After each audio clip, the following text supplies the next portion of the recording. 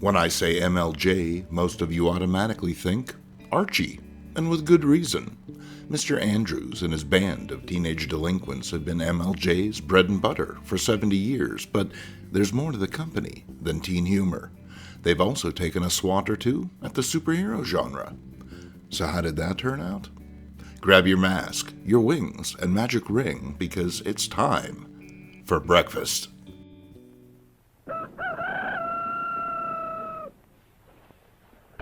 Breakfast!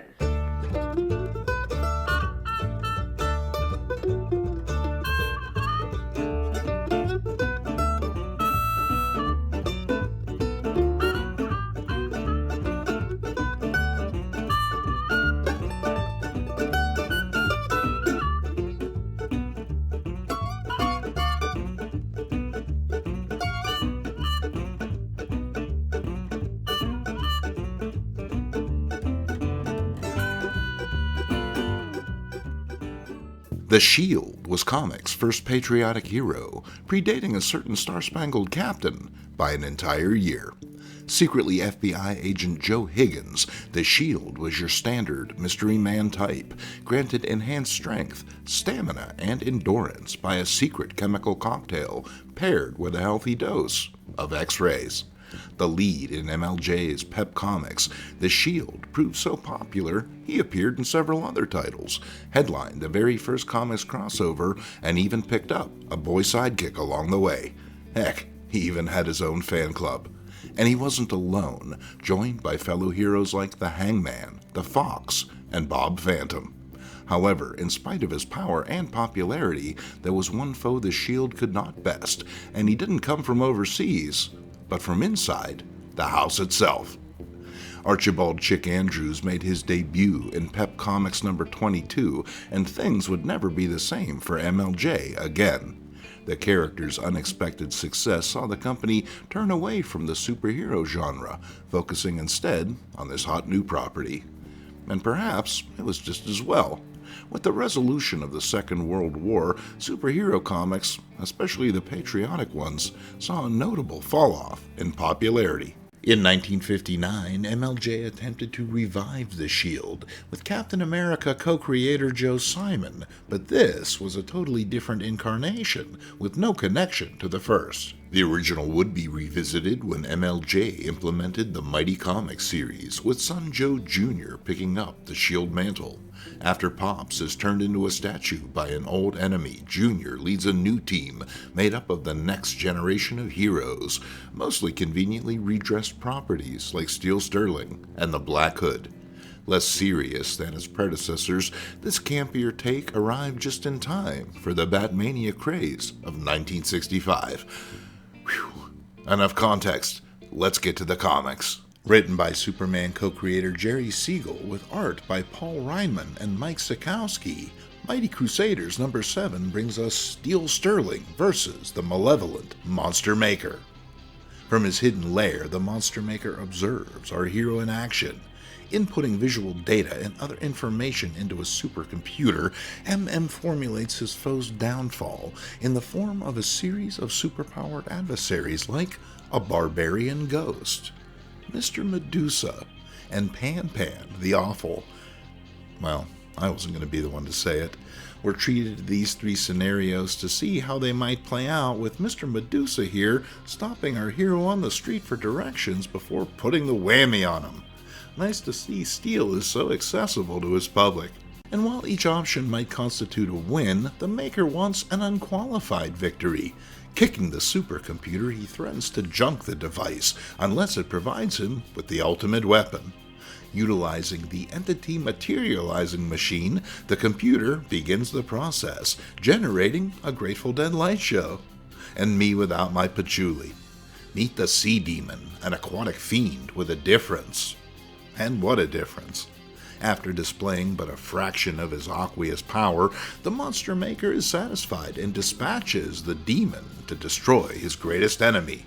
Later that night, the demon sends out a telepathic summons, drawing Steel out to sea. Our hero notes the scaly scofflaw on an island below. And hey, he's doing something. With a thought command, the demon raises a sunken Spanish galleon to the surface. The ship breaks the waves and continues to rise into the air, threatening to clobber Steel. Reacting swiftly, he flies through a hole in the ship's hull, but the wreck continues to dog him due to the demon's thought commands. As the ship threatens to crush him wherever he lands, Steel sets down beside his aquatic adversary, with an angered sea demon crushing the ship before impact. A smug Sterling smarts off, but he's underestimated the supremely macabre powers of his deadly antagonist. The hero is shocked with the force of a dozen electric eels, then sent tumbling from the precipice into a scene straight out of the Old Testament. A titanic crimson-eyed whale leaps from the ocean, its massive jaws snapping at our bite-sized protagonist. Only the judicious use of his flight belt saves Steel, but the danger is far from over, Poseidon himself arriving to mix things up. "Taste my trident, presumptuous wretch!" Steel zips between the razor-sharp tines of the sea god's weapon, confusing the dastardly deity by ejecting smoke from his boots, sending Poseidon packing. Taking a more direct approach, Steel chucks a boulder at the sea demon, but the stone simply bounces off the beast's sturdy hide. When the monster grabs our hero, Steel plays his ace, whipping out the Hexite stone, whose emanations repel evil. Unable to withstand this, the sea demon is forced to flee back to the monster maker, who doesn't take his loss kindly. After dispatching the failure, the Monster Master lays into a supercomputer, once again threatening it with imminent destruction unless it makes with the goods. And if the rubba-dubba-hubba noises are any indication, it's taking him seriously, producing an image of the most monstrous menace of them all, himself, but with antenna. And while it seems like the machine is busting the Master's balls, it's totally serious. You see, those are doom antennae, which will provide him with the power to defeat his adversary once and for all. The transformation is immediate, the Maker's cranium reshaped into a deadly engine of destruction. However, he's not the only one who's been busy, as Steel has located his secret lair. The computer prompts MM to use his yellow antenna, which immediately weakens Sterling. The machine then tells its master to use the blue antenna, which gives him remarkable physical strength. Delighting in his newfound power, the Maker begins to smash the place up, taunting our hero with his imminent death. Just when things look grimmest, the computer tells the Monster Maker to use both antennae for the ultimate surprise. Taken with the ease of the battle, the villain complies, turning green in the process. Suddenly two-dimensional, the Monster Maker is drawn into the supercomputer, which then prints out a Polaroid for Sterling's scrapbook.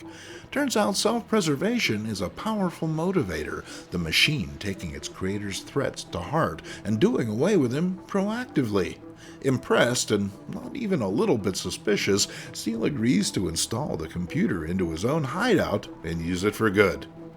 You want Ultrons? Because this is how you get Ultrons. Later, everyone cheers, although they have no idea what the hell just happened, with this kid skirting dangerously close to copyright law. All the way with MLJ, indeed. Next, the Mighty Crusaders tackle the savage Hammerhead. In the midst of an uneventful daily patrol, the Shield and partner Black Hood are suddenly yanked from the sky, their seacraft plunged to Earth. Out of the ship, the pair are attacked by this hammer horror, whose mallet-like smashers drive the duo back against the cliffside. It looks like curtains for our heroes, but the machine abruptly stops, its canopy swinging open to reveal this beefy boy. Meet Hammerhead. He's worked hard on his big speech, so shut up and listen. Only Black Hood has heard it all before and lassos the portly perpetrator who tumbles to earth. Humiliated, Ham shuts down his war machine and turns his attention to the heroes who taunt him with canned banter. Turns out this is a bad idea when the tauntee has hammers to throw, Black Hood taking a craftsman to the cranium. The hammers, however, merely bounce off the shield in spite of repeated efforts.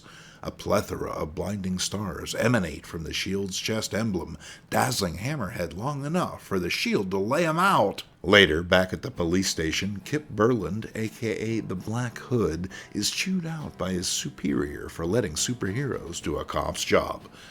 What a comp is going to do against a Ferris wheel covered in giant hammers is anyone's guess, although that might have been a little more exciting to read. Next up, it's Mighty Crusaders number 3, and Evil Lurks Among Us, as a band of sinister duplicates wreak havoc in Capital City. The evil Flyman uses his wings to create gale force winds to menace the citizens, but our Flyman won't stand for it. The two have what can only be described as a buzz-off, violently flapping their wings at each other, but it's a stalemate, and they're forced to take to the air. Meanwhile, Fly Girl's doppelganger scuttles up the side of a building to make time with some good-looking boys, even stopping to apply fresh lipstick. Put out, our heroine gives the faux Fly Girl a shake, mussing the fake's hair. Uh-oh, now she's really mad. Simultaneously, twin comets clash in the most underwhelming encounter yet, the counterfeit knocking his heroic counterpart's rainbow chapeau off. Powerless without his hat, our comet plummets earthward, but Black Hood saves him with the aid of a handy trampoline. His back turned, the hoax Hood chucks a bowling ball at his foe's head. Luckily, the comet is already airborne and intercepts the erstwhile orb before it can connect. And since this is a team effort, the shield tags in, a spinning kick sending the ersatz Hood sprawling. However, the shield also has a double, and he's ready for his turn at bat, landing a devastating left hook. Cleanup on aisle 5. Meanwhile, the two Fly Girls essentially hug it out above the city, but my middle-aged heart can't take such excitement, so we cut away to her hoydenish companion. The evil Flyman spins thin threads of steel into a murderous spear, but the genuine article is ready for him with an equally oversized shield. Below, the Hoods square off, but the good Hood is a little loose with his fists and inadvertently clocks teammate the shield. Man, this guy puts the loser in the term lovable loser. And while our Fly Girl makes a momentary gain by rapidly growing to giant size, it's all for naught as the final boss makes his grand entrance. Meet the Cosmic Creep, a cyclopean cloud conqueror of evil intent. It created the dastardly doppelgangers our heroes have been fighting with the goal of subjugating the Earth itself. Realizing just what's on the line, the Crusaders get it in gear and rout their carbon copies. Defeated, the fakes turn into the same gray cloud-like substance as the creep and rush back to it as the cloud transforms into a rocket and blasts into the stratosphere to escape. The day saved, our heroes go their separate ways, giving us a brief look into their personal lives. The Shield is a hapless schnook desperately attempting to live up to his father's legacy, arriving late for work, only to be fired. Actress Kim Brand, secretly Fly Girl, struggles to convincingly portray fear, desensitized to the idea thanks to her secret life of daring do. Meanwhile, a pretty girl admires the adroit, skillful manner in which Cop Kip Berland twirls his nightstick, at least until he clunks himself in the head with it. No wonder this guy wears a black hood. Across town, Flyman, aka Thomas Troy Esquire, loses another case, watching helplessly as an innocent man is sent to jail. If that's not sad enough, check out the Comet, sitting alone, staring at this projection of his lost love. Is it too late to get the evil doppelgangers back? They at least had a little spunk. Later, the Crusaders meet up to monitor the Earth for criminal activity, but the Star-Relator stubbornly refuses to work. After examining the device, Comet is forced to come to the shocking conclusion one of them is an imposter. The team, now suspicious, begin to question one another. Flyman asks Fly Girl details of an adventure only she might know, her answer seeming to confirm her identity, even though my kid used to tell the same kind of stories when she was 3. As gals don't like to be put on the spot, Fly Girl turns the tables and asks Flyman about Gurk, the collector of worlds. Maybe he should have collected a few vowels along the way, huh? But these two aren't the only suspicious Crusaders, as the Hood begins to grill the Shield about his recent ability to teleport, of all things. Unwilling to talk about it, the Shield brushes him off, leading to this little scuffle. "I see you know your judo well, sir." Black Hood, angry at this public whooping, moves to even the score, but the others break it up. This isn't the time for fighting. Something serious is going on. Flyman decides to go all Boy Scout and recite the Crusaders' pledge to boost morale, but the Shield is suspicious. This guy will say anything to make himself look innocent. And Flygirl is appalled, with 2 Ps. Look at them, squabbling like school kids. There's got to be some sort of error that the Comet didn't detect. At least, that's what the big stinky traitor would like us to think. Across town, a messenger carrying a load of valuable diamonds unexpectedly encounters the Deathless Smiler. This Yulebrenner wannabe laughs off a spray of bullets hiding behind a mechanized shield. How mechanized? Well, it contains a metal fist for when you don't want to get your hands dirty. The Smiler grabs the loot, but the messenger manages to get off another few shots, this time seemingly hitting the diamond thief. However, when he investigates the corpse, he discovers the Smiler was just playing a foolie on him. Cackling gleefully, the villain reclaims the diamonds and flies off on his shield, to the befuddlement of the arriving cops. They open fire, but the Smiler, unfazed, returns to soak them with water before escaping, leaving his mocking visage behind in the sky. Meanwhile, an informant in the police department tells the Crusaders of this latest turn of events. The flying heroes take off while the Hood and the Shield are forced to ride in the Seacraft. Hey, considering who they are, I'd expect them to need public transportation and have to ask for car fare. And look, it's the Deathless Smiler. What are the odds? He dispatches the Crusaders quickly, his explosive pellets blowing the wings clean off their ship. However, he doesn't account for the Shield's flawless marksmanship and is struck by a blast from the plunging craft. Noting the falling plane, the flies shoot up to massive size and knit a steel mesh web to catch it. You know, like flies do. However, the Comet chews the returning Crusaders out for losing the valuable Seacraft. Where's he going to find another bathtub to put a motor in? Even worse, the Deathless Smiler is, unsurprisingly, alive, ducking into a nearby cave.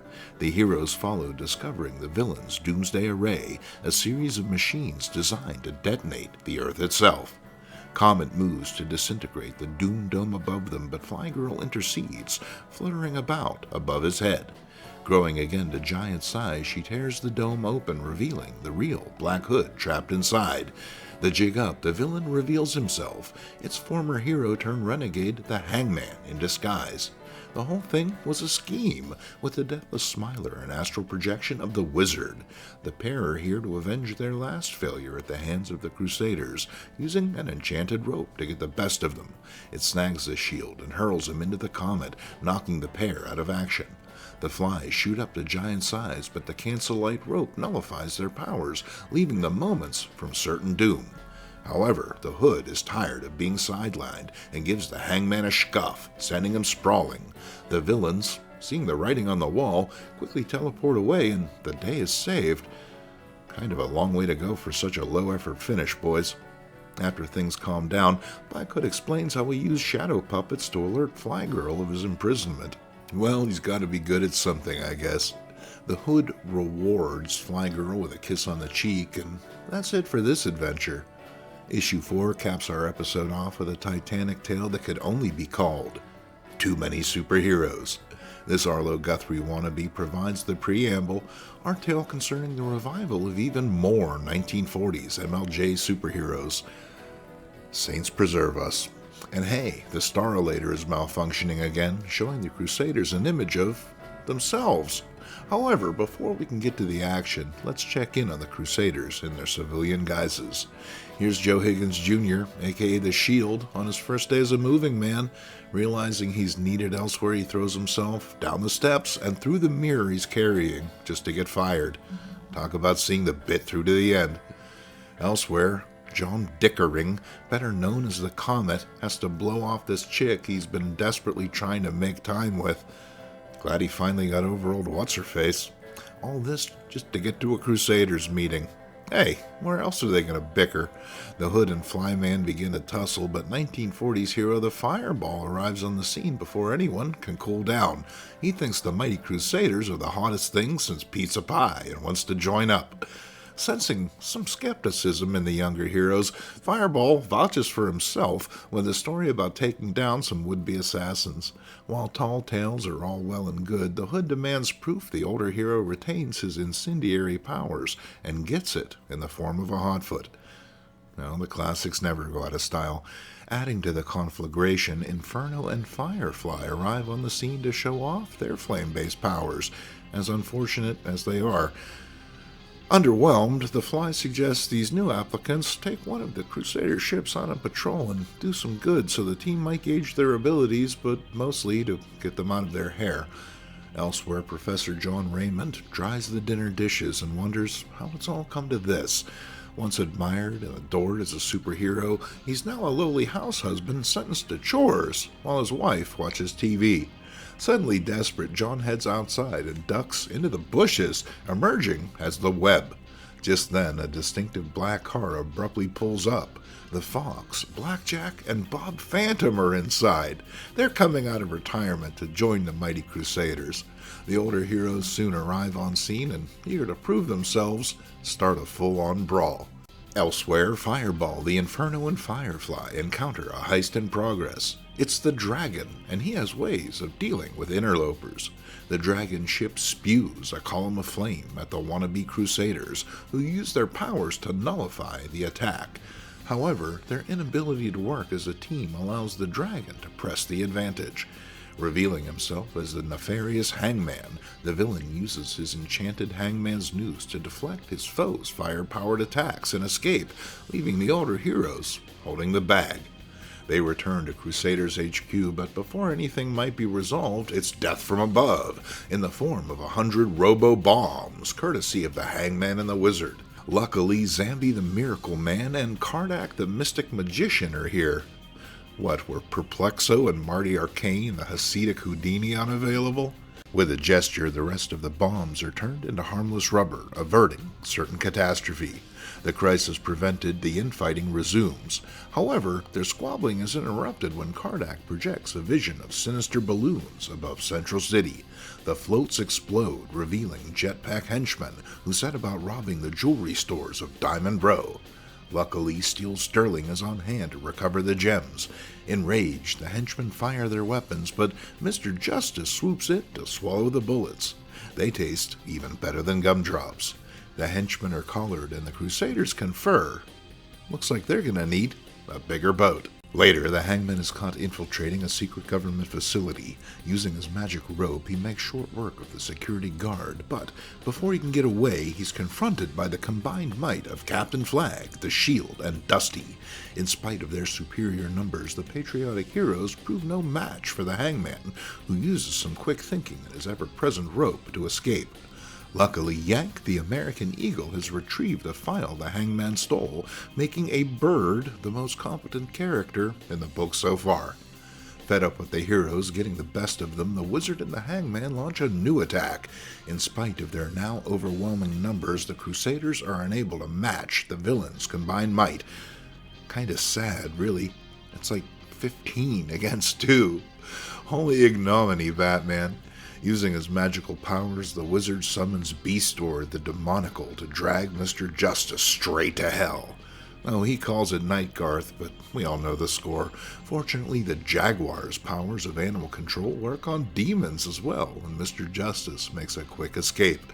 Having toyed with the heroes long enough, the Wizard employs his superego malignancy to manifest a doom claw hewn from the unknown or transfinite. Like a magnet, it draws the heroes towards its grasping talons, slowly, inexorably. But then Roy the Superboy appears and splits the offending appendage in twain. And hey, he's brought the Wizard's youthful and one-time good counterpart to the present to battle his future self. Yowza! With Hangman and the evil Wizard imprisoned, the heroic pair return to the past, leaving our super team with one big problem. After another brawl, the older generation of heroes are dismissed. 5 Crusaders is already more than enough. But hey, if enough of you send letters demanding their return, they just might. And they did. Several times, but that's a whole nother episode. The Mighty Crusaders. They might not have been very good, and they didn't last very long, but few things are, and do. And I reckon there's nothing wrong with that. After all, these books weren't meant to replace the classics of Western literature or even echo them. They were colorful distractions aimed at providing a few moments' pleasure in an increasingly overcomplicated world, and like the Crusaders themselves, sometimes that's just about enough. Thanks for watching. If you enjoyed this episode, please consider giving the video a thumbs up and maybe share it with a pal. After all, comics were meant to be shared. I'm Jason Mink, and I'll see you next time at breakfast.